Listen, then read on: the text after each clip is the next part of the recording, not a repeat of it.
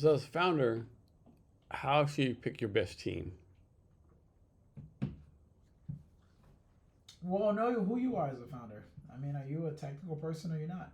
Are you technical? If you're technical, figure out what you're lacking and what you're missing. I mean, the only person you're missing if you're technical is the business person. Realistically speaking, never take on a more technical person than yourself. If you're not the most technical person, you should probably just keep staying in industry and figure out the problem better so that when you hire your non-technical person, you're in a better situation. But as a technical person, the worst thing you can do is hire a more technical person than yourself. Otherwise, you don't understand business. And if you reveal too much to your technical person, that's not smart. When I first met my other co-founder, he was just. I knew I was the business guy. I knew it. I knew I was the business guy. I can't do anything other than business. And then I met him, and he was the technologist. He was just a genius. And so for me, if you know who you are, your business or technical, figure it out. But let's say you don't know any of it. Figure out your strength. Don't be stupid, because business people are very business people. Business people are very business people. So don't be stupid, Never be. That's messed up, but don't be stupid in life. That's messed up. But there are people who only love money, and there's people who don't love money as much, right? But the people who love money, if I'm a business person and I love money, I will never make my life easier for a technical person because I'm the one who's going to get closer to the money. It's a negotiation. And if I'm a business person and I don't love money and I'm an extremely technical person, the smartest thing I can do is make sure that non-technical person gets less access to equity, right? So always be smart. Always be smart. Always be smart. Always be smart. It doesn't mean you should be completely the worst person ever, right? Because there are technical people who are the company. Some technical people are the company. Some non-technical people are not the company. Figure it out for yourself. Figure it out for yourself because there's things you can do that a technical person cannot do. Things you can do that a technical person can do. So just own who you are and figure it out for yourself and make it happen. That's the best thing you can do. Make it happen. Make it work. So I think I said before, like of all the countries out there, China, India, Russia, who do you think is our like a number one competitor?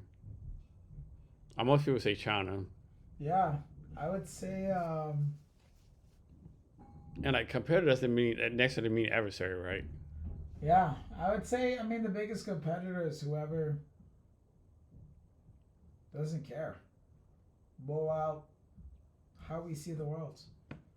We pride ourselves on democracy. We pride ourselves on our willingness and our ability to say, hey, let's protect this life, even if it doesn't even serve our own national security. We do. Other countries, who cares? So what are you doing? I think it's DIU, right? Yeah, but then DIU. Do y'all do anything like with for the allies in NATO, England, France, things like that? Like they can like put stuff in, or is it only America? Nah, we one of the most recent challenges with Japan. Okay. We also work with AUKUS, the Australia Union, and Okay. the United Kingdom. Okay. So one of the biggest things we recognize is cooperation. Mm-hmm.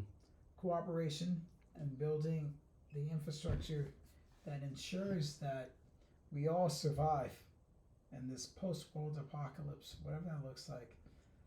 So that none of us are confused, none of us are surprised, and none of us are in any state having to defend ourselves within national security about, whoa, So what do we do next? from what you know a lot of stuff more than most people do. What excites you about the future tech? What scares you about the future tech? Excites me is I get to create it with people who also want to create it with me. What discourages me is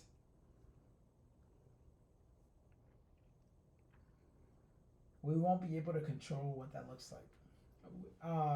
Like you said, AI is not the fucking thing, right? It's like it's here, Yeah, right? AI can control it beyond we can. And depending on who it is that so behind that, they can do a lot of damage. So how do we? I don't say we gotta fix this, but how we like solve this, right? So like there's so communities like Seattle, San Francisco, right? A lot of tech stuff. From my point of view, like if you're like a poor person in Seattle, you have way more opportunities than yourself like in like fucking bumfuck Arkansas, right? Mm. Like you're in Seattle, Austin, San Antonio, big cities.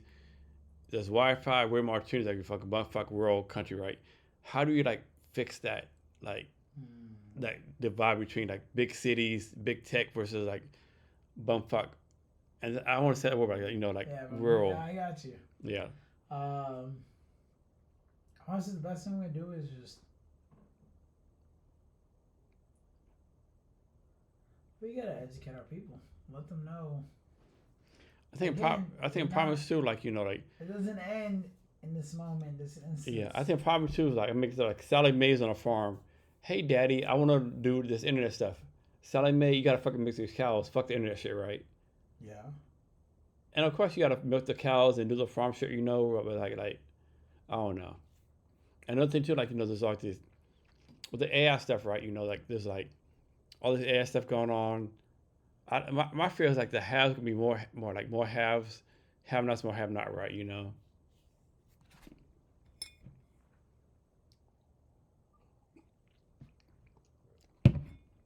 It's just like a lot of stuff going on.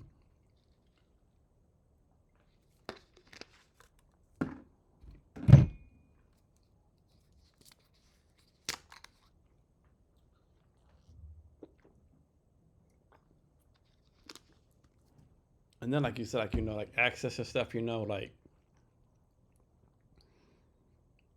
like tech cities have access to stuff, small towns you don't have access to stuff, like how you make it like equal, I don't know how you do that.